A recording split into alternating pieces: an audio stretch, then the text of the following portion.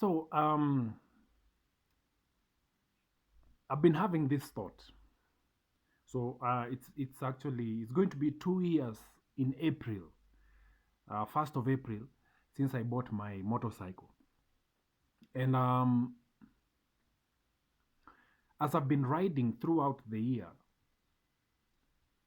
there are several things that I didn't know that exist wakati una ride motorbike. And I didn't, and I've always been afraid. I've always been afraid of a few things. One, I'm always afraid of riding on a muddy road where it's wakati kumenyesha alafu kuna matope. That is a no-go zone for me because I'm not good with the mud on the bike.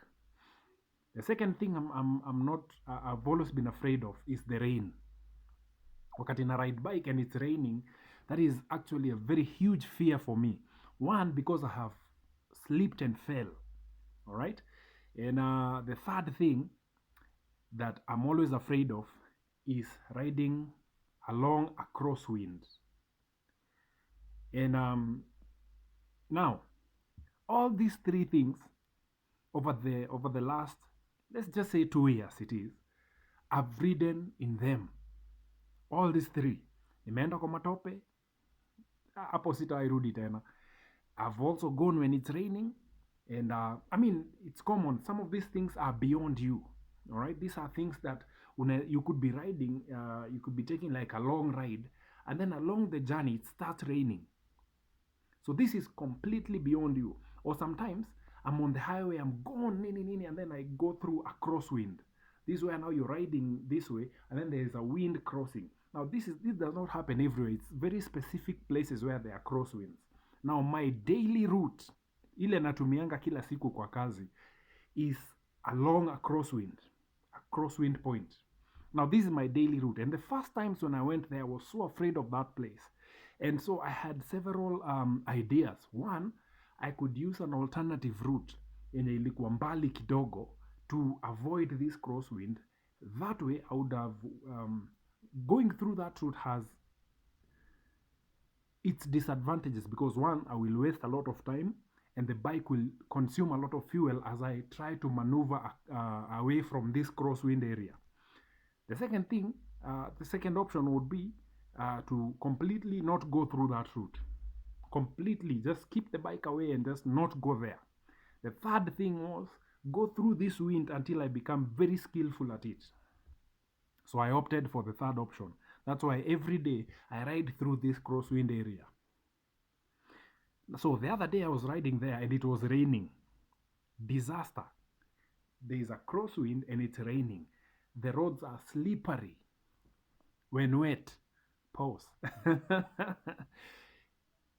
But over the years, because I've been able to go through this place over and over and over again, I became very skillful at riding along a crosswind. I became very skillful at it. Now I know how to maneuver the winds.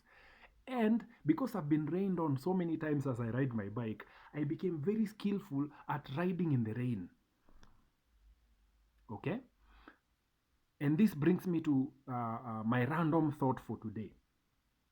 Listen, in your life, you have fears. But the fears you have, if you are able to go through those fears, they will make you very skillful. Is it akufanya, they will equip you to be able to handle anything that comes in your life.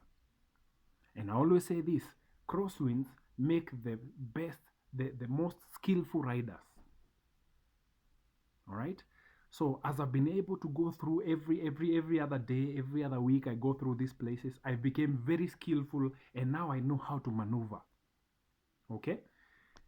Gentlemen or ladies, whoever is watching this, in 2023, I want you to go through your fears.